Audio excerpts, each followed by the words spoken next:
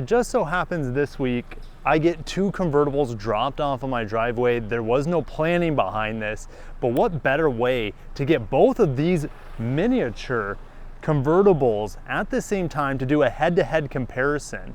They cost roughly about the same. This is a Cooper S. This starts in the mid to upper 30s. You know, this is a Grand Touring, which is a mid to upper 30s as well from Mazda. And so not only do they fit in roughly the same sort of parking space size, they cost pretty close. They're in the same ballpark. Their performance is within the same ballpark. They're both convertibles. I cannot wait to tell you how much different these cars are from each other, but we're gonna have to narrow it down to which one is better. This is gonna be a double review. We're gonna test these vehicles today, but also we're gonna look for deals in my area on both of them at the end, and also put them on the spreadsheet to see where they stack up against all the cars I've driven in 2025. These things are full of fun, full of character, full of class, but one has to rise above the other. So let's get into it. Now we're not going to talk about the engine first. I'm just going to show you how easy it is or difficult it is to raise and lower these tops. So that's putting it down. What about raising it up? There's a little lever right here between the two seats. There it is. The Mini has a much bigger top, of course. It has 2 extra seats in this vehicle. I press and hold this button. All right, I would have been done in the Miata already, but here's a benefit. I can just use this top as a big old sunroof or moonroof, whatever you want to call this. So I don't have to take the top down entirely if I don't want to, and still get that open top fun. And this is I mean, it's massive little sunroof here, or moonroof, whatever you want to call it. And then it's time for the full effect. And you do have to hold it down, by the way. There's no automatic setting, okay? There it is all the way down. How long does it take to put back up? And again, I have to hold it here. So it's a good shoulder workout, right?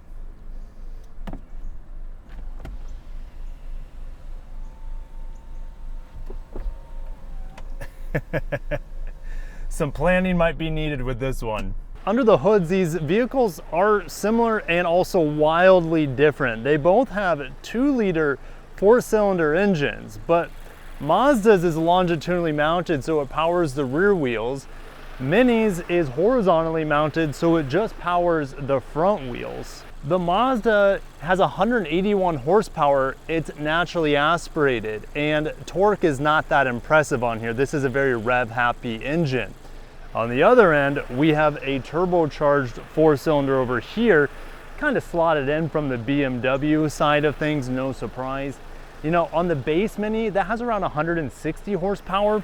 Since this is the S model, we have 201 horsepower. There's also a top John Cooper Works, which gives you around 228 horsepower, something like that, all right?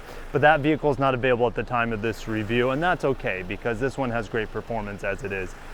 228 pound-feet of torque, if I remember right, over here.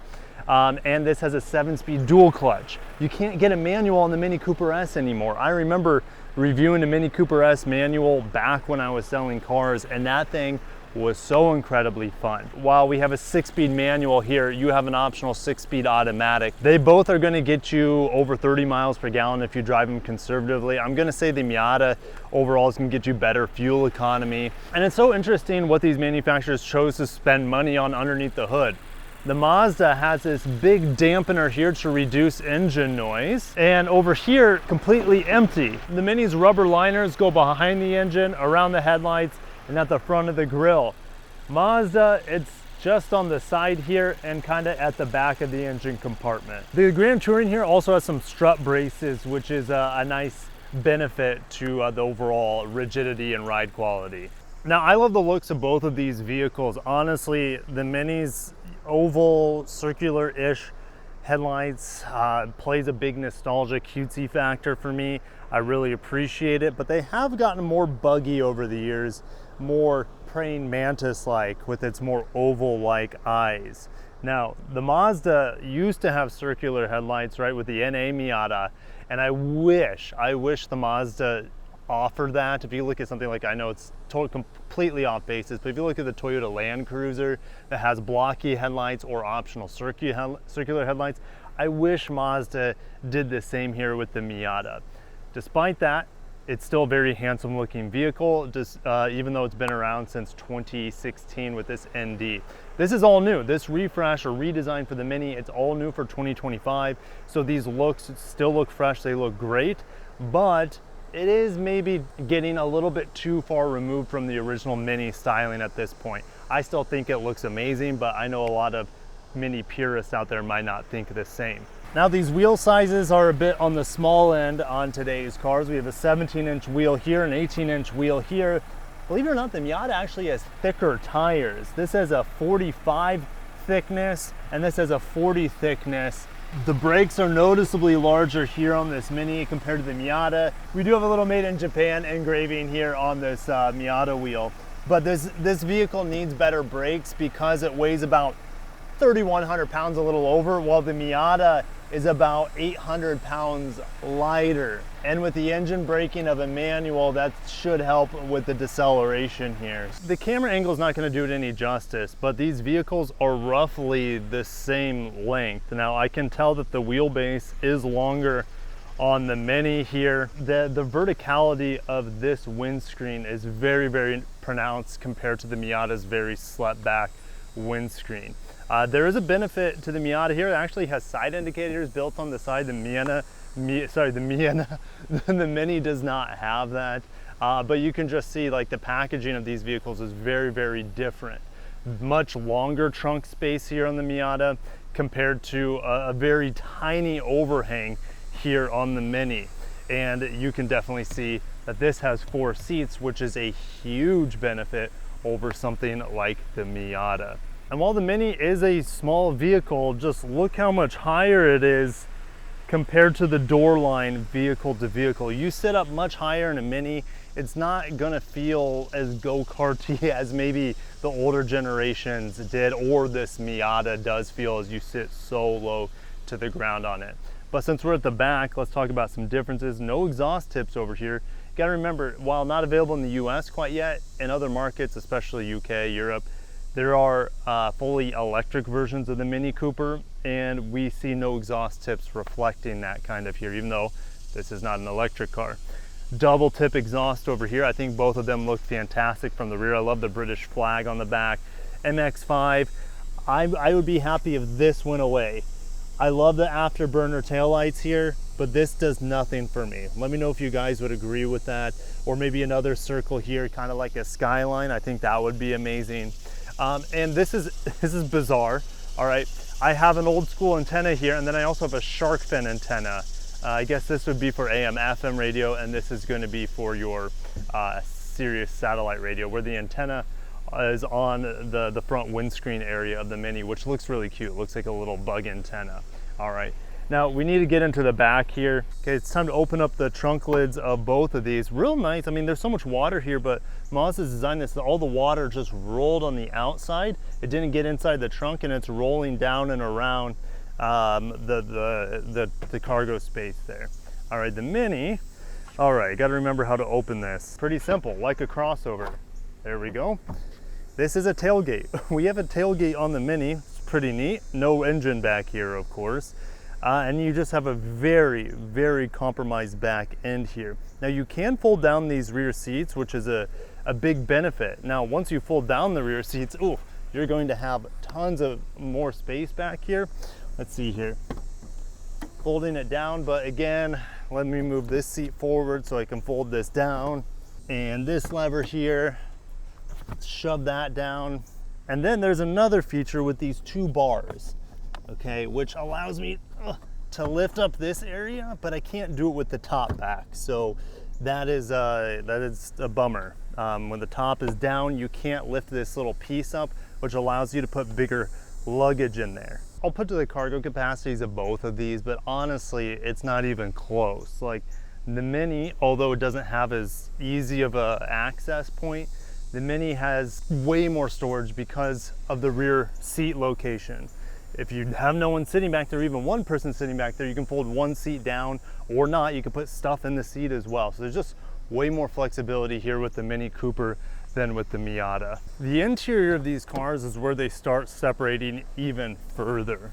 Again, the door size here, they come up really, really high, but with the drop top, it feels good. I mean, this vehicle just feels pretty big at this point. I do love this interior aesthetically. However, I don't have like paddle shifters. That's one big drawback here. I do have physical buttons on the steering wheel. Mini's done a great job. I just love the cutesiness of this strap here, the one over here, the vents, the AC's in here pretty good.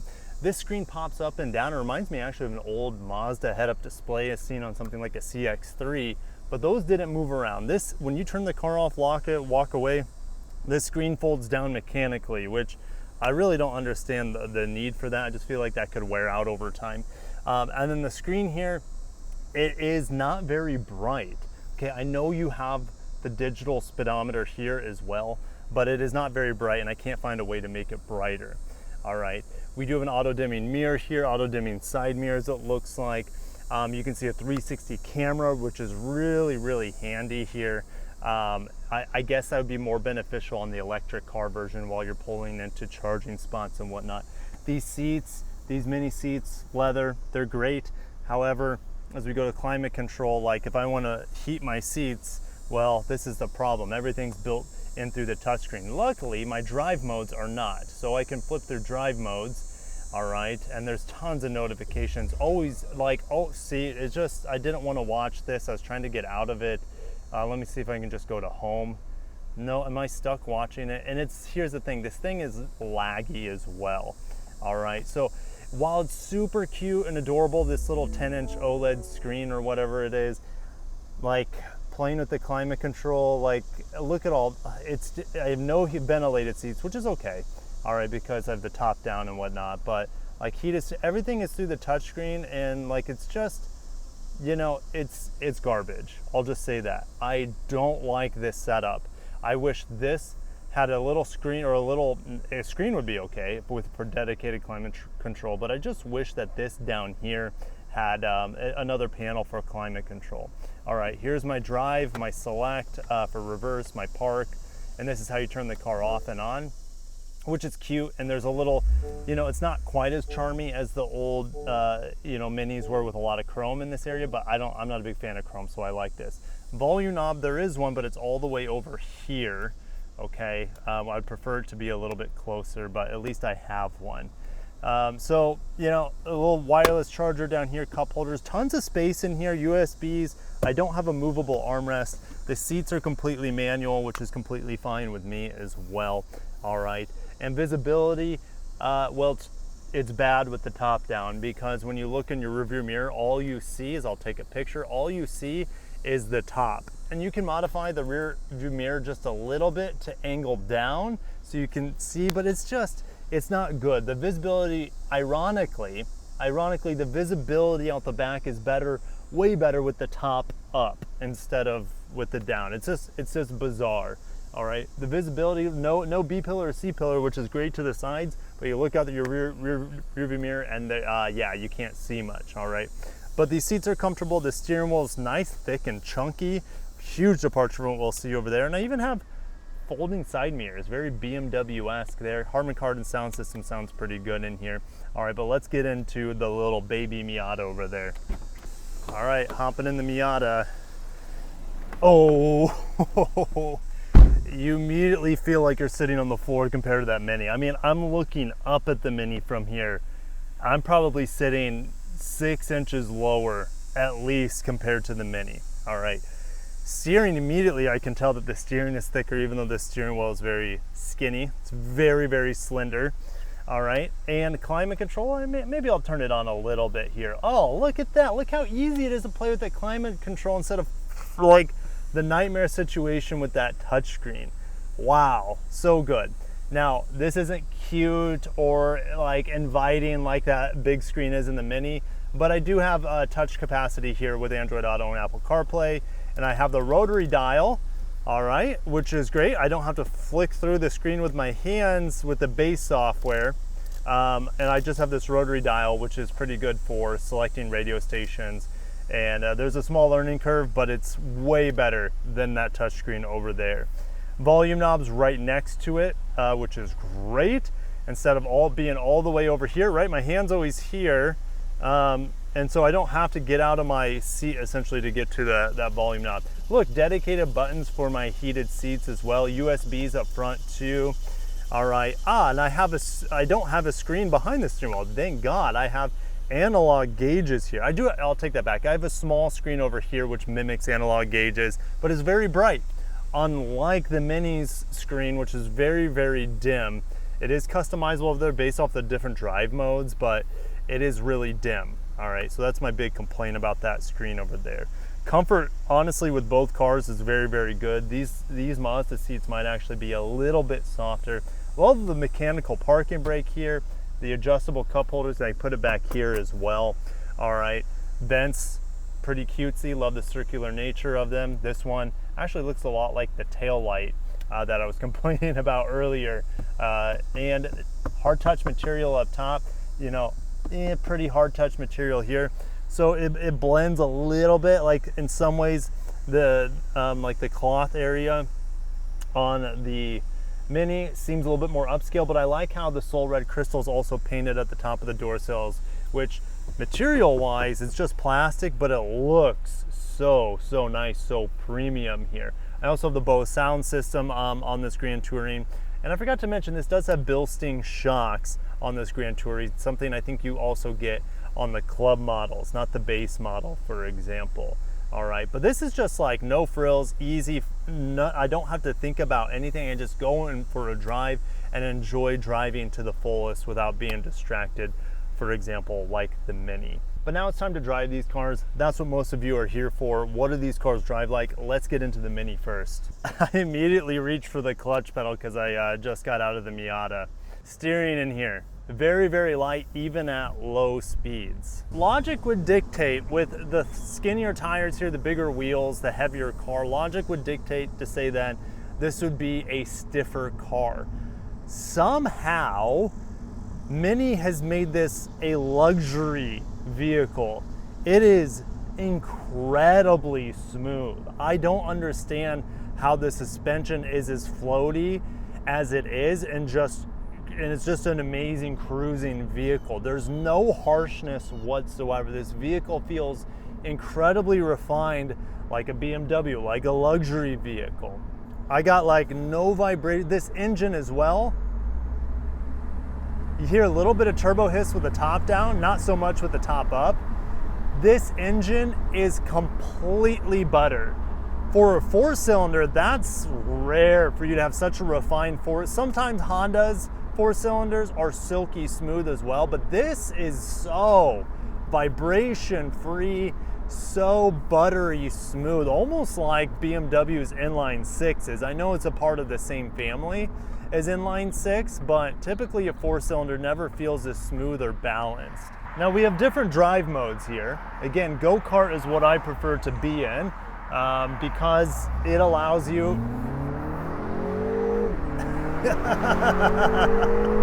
it's not fast. It is not fast. You know, I didn't bring my drag meter, but if I had to say 0 to 60, probably around 6.5, 7 seconds. It doesn't feel fast, but it is very responsive in this mode, and that's what I want. I want this to be super responsive. Give me the power when I want it. And I don't have paddle shifters. This is a big knock. You have to get the John Cooper works to get the paddle shifters. And again, as I look at my rear view mirror, I can barely see the roof of the car behind me. Anyways, yeah, the paddle shifters is a big miss here. I would have a lot more fun in this car if I had paddle shifters.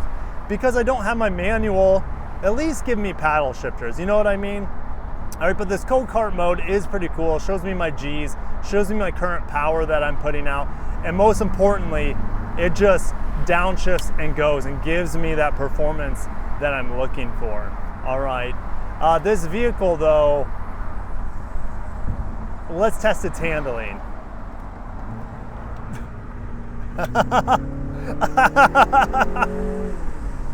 Yes, it doesn't feel like it's 800 pounds heavier than Miata. That is absurd how much grip I have, how little body roll. So I don't like, it's just the engineering of this vehicle. it's so good in terms of blending performance and luxury. This is bonkers, like how smooth it is, how refined. And then when I want to throw it in a turn, like, yes, it's maybe not as rigid as I like it to, as I'm doing a little slalom there, and you could get the hard top if you want more rigidity, but like the convertible takes the experience here to another level. Like the steering's pretty light here compared to the MX-5, especially when you're not in go-kart mode, it's super light. But the steering turns in so aggressively. And so at least in the go-kart mode, you have some resistance. But if I get back into core mode, it really like, there's such little resistance in the steering, but the steering sensitivity is pretty much the exact same from my telling as it is in go-kart mode. So I prefer to drive this car actually in go-kart mode. It's more responsive, the steering stiffens up to make it a less twitchy of a steering experience, if you know what I mean, due to the more resistance in the steering. Now, what about brakes? Let's get some acceleration here. Got a stop sign. Oh, the brakes, amazing. Absolutely fantastic, extremely linear, not too touchy. It's exactly what I want from a brake pedal. And again, in core mode here, the shifts are, you know, it seems like they dole out the shifts. The shifts in core mode almost feel like a traditional auto instead of the dual clutch that this has. So we're gonna go back to go-kart mode, slow down a bit, and it always gives me some funky noises when I change driving modes. All right, but let's give her the beans one last time. There we go. Yeah, she's quick enough to make me happy. All the power I think you need for the streets. I don't think that, I mean, the John Cooper works, man. If the Cooper S just had the paddle shifters, there'd be no reason for me to go the John Cooper works. It's not like I need more performance here. And I want more engagement. And that's something that the Miata is going to nail. All right, so let's get into the legendary best-selling sports car of all time, the MX-5 Miata soft top convertible. Now, if you're really tall, the MINI Cooper is the only option. I'm 6'1", I have long legs, I have a shorter torso, but if you're the opposite and you have short legs and a longer torso, your head might be running into the roof. Now you might be saying, Kirk, just drop the top, you'll be fine. But that might be a big issue for some people. So I just wanted to throw that out there. The Mini is far more spacious and more accommodating to taller people. And because the Mini is so focused on luxury, you know, it is smooth and it's nice, but it just depends on what you're looking for, because honestly, like the ride quality here is still good, but I can feel what's going on. The BMW made Mini is just like you're on glass all the time, and it maybe gives you a false sense of security. You just don't feel connected to the road very much. Again, the steering doesn't feel as natural as this does, but I've always been impressed, especially with the Bilstein shocks, just how good a ride quality the Miata has. It's actually decent Grand Touring. This is a Grand Touring package. Like, other than the massive lack of cargo, this is a decent touring car. Like, it's comfortable. You're gonna get on the highway 35, 40 miles per gallon. Like, it's not a bad touring car. The Mini is a better touring car. It's comfortable, more space, definitely more space for the people and luggage. The Mini does have good auto climate control, and so does the Miata, but if I don't want to be in auto climate control, if I just want to switch it, like I said, this is infinitely better.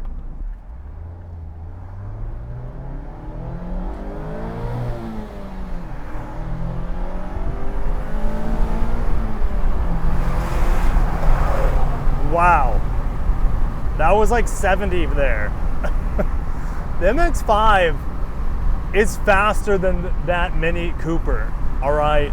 There's no turbo sounds and there's not that immense torque when you downshift, but it is just so fun. It's quick, it's nimble, and I have a direct connection with everything in the car, from the controls to the transmission to the steering.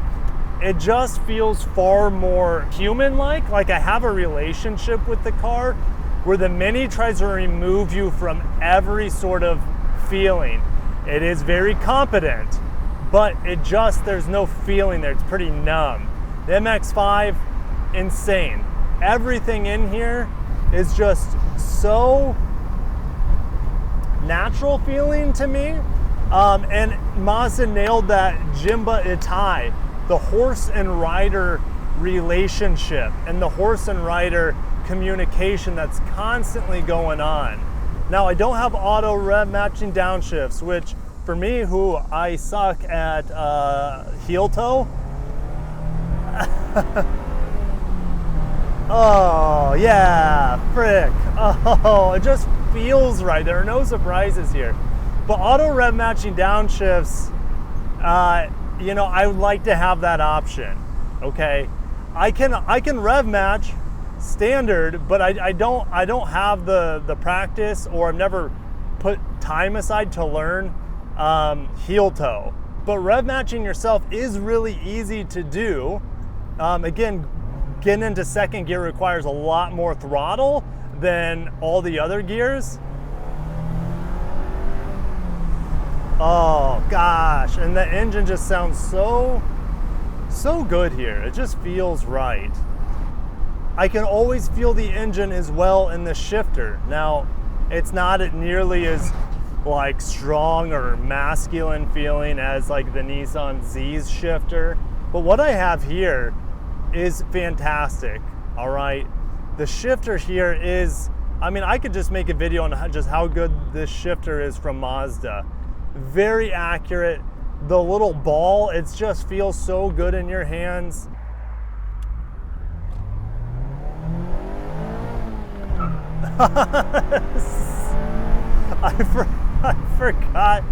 I forgot you can chirp the wheels going into second in the Miata. That's insane. It's just so good. It's so fun. It's so perfected in an enthusiast car.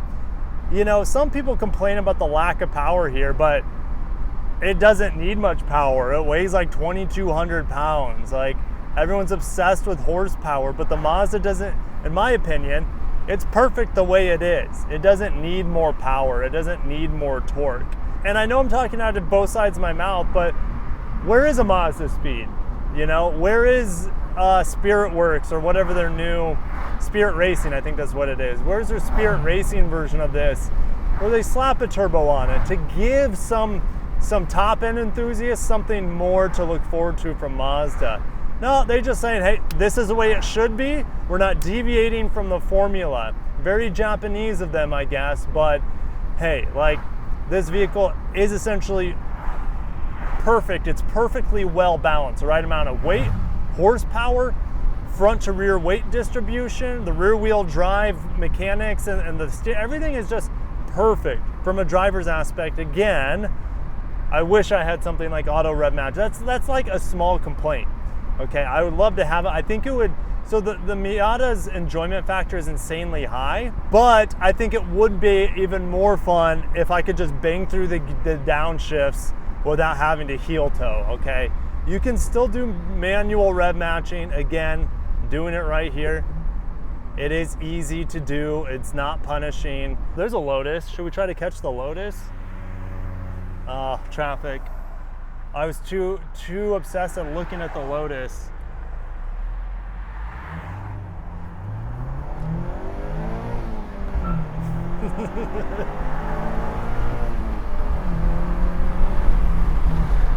Oh, god dang. Oh, it's so good. You know, the gears are just right. It's not geared too high. It takes perfect advantage of the, you know, the 181 horsepower that it has. It's just bliss, man. It's so good. Yes.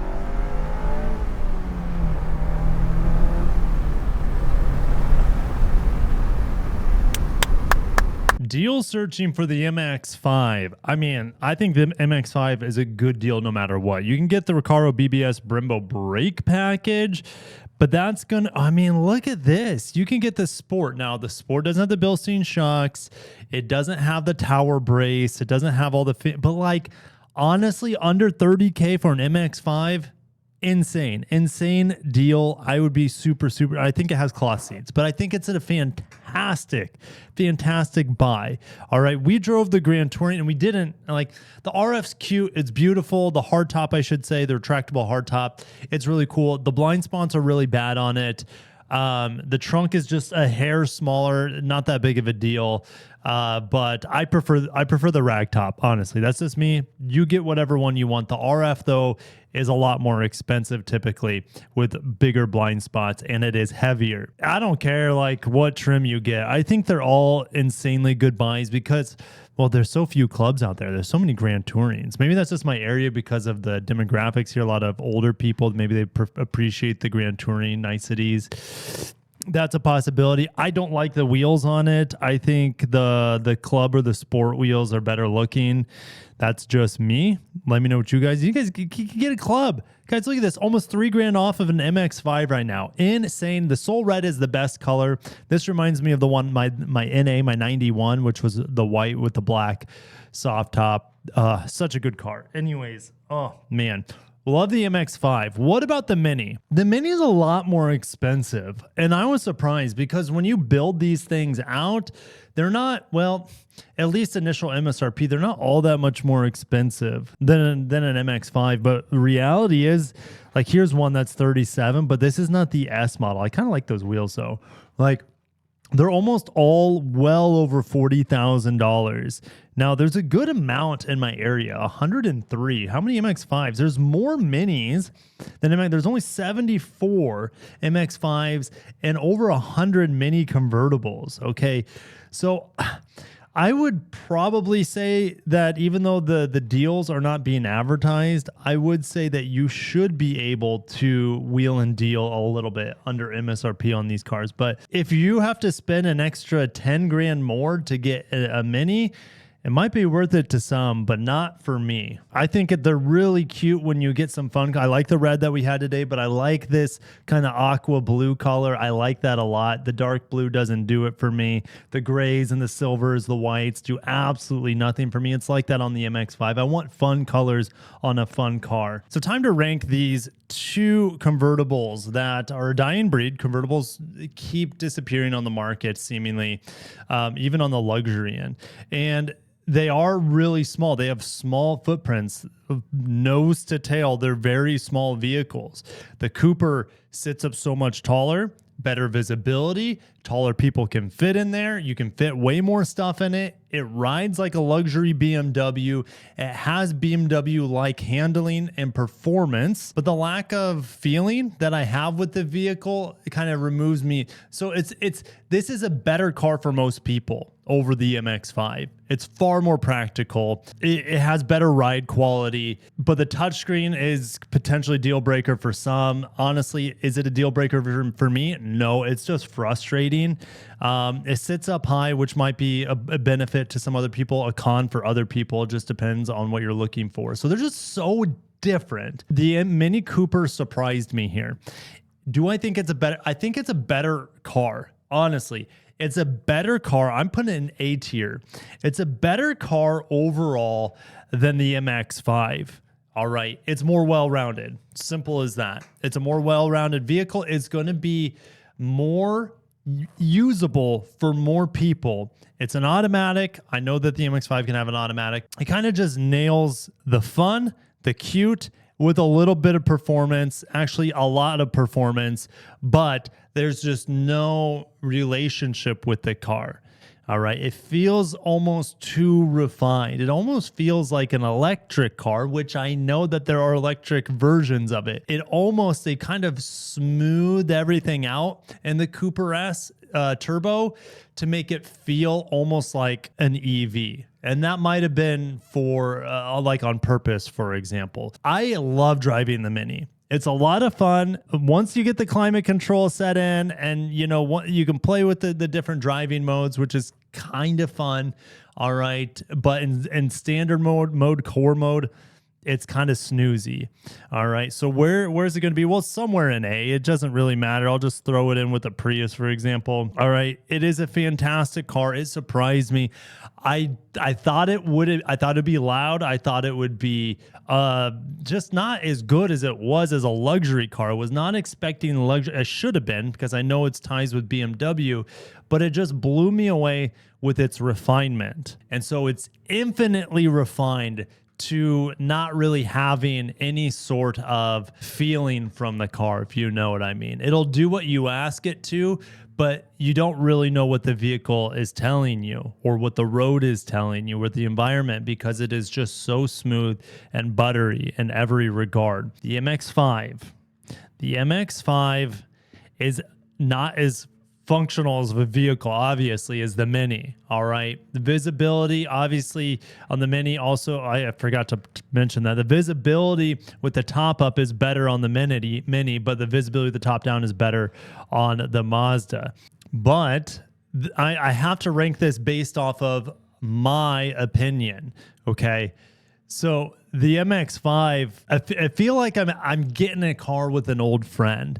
The spirit of the original MX-5 from 1989 still feels like it's the same car. I know it looks different, performance is a little different, but they haven't changed its identity. The Mini's identity is completely removed from the original Minis, for better or for worse. I think many of you would agree that it is better that it's not like the original Minis. In some ways, people would say, it's worse because it's not as lightweight or as small or as this or as that as it used to be. I get it. It's not British anymore. I get it. All right. The MX-5 is 100% true to its original purpose, and that it is a lightweight, affordable, fun, quick, rewarding, and romantic. It's a romantic vehicle because it talks to me so much, and it does what I ask it to, and it asks what it asks of me. There's a give and a take all the time with the car. There's constant feedback. There's constant communication. It is like a dance partner. And that reminds me with the Nissan Z that I drove recently that also made it into my S tier. Okay. So here we have the MX-5 in S tier. And there was no doubt in my mind it was going to make it S tier because I've reviewed this vehicle 5, 6, 7 times in the past 5 years, all right, in different flavors. And it is still, without a doubt, one of the best cars you can have for just fun and just a one-on-one relationship with the car. All right. It is something special that I think every car lover needs to try. The Mini, other than looks, it didn't feel that special. Like, it's cute as hell. It has some quirkiness to it, but not like the Mazda. The Mazda knows what it is, and it has the same soul of all the generations past. It's top 3 vehicles I've driven this year. I mean, it's just unbelievable. It's so good from an enthusiast aspect, from just a smile-inducing aspect, from a learning the gearbox perspective. Like, it's still fun for me to continue to improve my manual transmission skills with the MX-5 because the gearbox is so good and predictable, but it still requires work. All right. Just like a good relationship. All right. So love it, love it, love it. MX-5. It is a better enthusiast car than the MINI Cooper convertible. The MINI Cooper is better for if you plan on putting stuff in it. If you plan on taking people with you, I'd rather be in a MINI Cooper than an MX-5. At least, like, the back seat's a joke. I don't fit in it, all right, like, at all. But little kids might be able to, and their shoulders aren't as wide as mine. So long live the MX-5, long live the MINI Cooper. The Cooper surprised me. I thought it was not going to be anywhere close to as good as it was. I'm like, hey, it's probably a B vehicle at best. No. Fantastic. It's amazing. It's just priced a little high, a little high. What is the hardtop? Maybe the hardtop, I can make a more rational case because, I mean, the soft top, what kind of luxury does that bring you to have that flexibility to just drop the top, you know? Ooh, look at these guys. MINI Cooper hardtops. Well, this is an ugly 4-door. That's terribly ugly. All right. Yeah, the hard tops. Ooh, the bright yellow is hot. I'd love to have one in bright yellow. All right. Yeah, the hard tops are a much better deal. Much better deal than the convertible. And it has some benefits, like the handling is going to be better. The NVH is going to be slightly better as well. But it's just not going to be, it might not be as fun as that drop top fun that the convertible offers. The convertible is something special, absolutely. So I think, is it worth $5,000 over the normal Mini Cooper? That's going to be for you to decide. If the Mini Cooper convertible was priced at 37 or 38K, like an MX-5 Miata in many cases, it would probably be an S tier. All right, but that's just my opinion. I'll see you guys in the comments. Really, the MX-5, no surprises because I've driven it a million times. Mini, all new. It is incredibly refined to the point that it takes away from the relationship with the car. And that's something that Minis used to provide in spades, a funky relationship with a really uniquely designed car. Still looks unique out on the market, but it doesn't feel that unique while driving it. I'll see you guys in the comments. Thank you for watching this comparison. I just got lucky that both of them happened to show up at this during the same week. All right. And they're obviously, I think a lot of people might cross shop them for obvious reasons. So anyways, thank you for watching. Stay tuned for more coverage. Let me know what else you would like me to review on the channel, and I'll catch you in the next one. Have a great day and peace.